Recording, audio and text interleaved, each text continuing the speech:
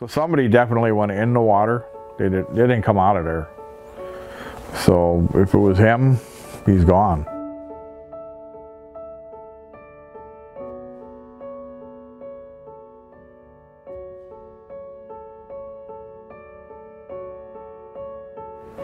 Well, total sadness. I mean, you always think that he could be gone, and that's the hard thing to deal with. It was just everything added up.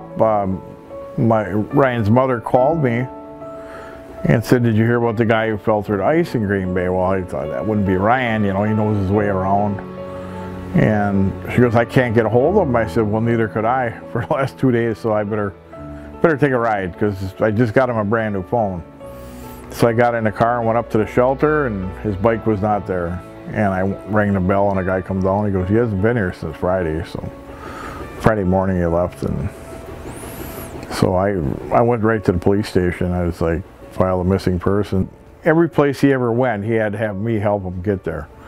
All of a sudden he stopped calling, and it was every week after week, money, sometimes twice a week.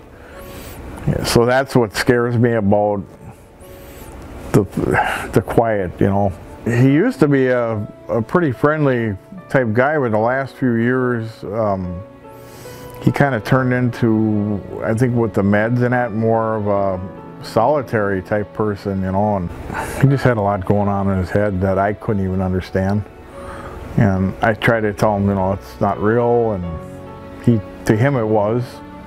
There was just weird, like, just weird things he'd say, and people he thought were after him. He was very paranoid. He's been kicked out of a lot of homeless shelters for behavior problems, because, you know, he just didn't like to follow rules. I had him here in between, and it just wasn't working out. I mean, I got a room right in the other room there for him, but it just, I couldn't sleep. People say, "How could you leave your kid in a shelter?" But if you put him in here his whole life, is he ever going to change? He's just going to keep busting my house up. And so I thought maybe getting out on his own would turn him around.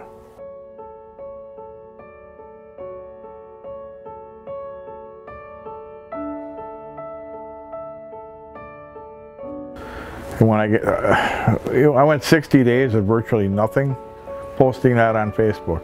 All of a sudden it went nuts. I got like 1,500 hits on one day, and shares, and all it, and everybody's seeing him everywhere, from Green Bay to Baraboo to Milwaukee.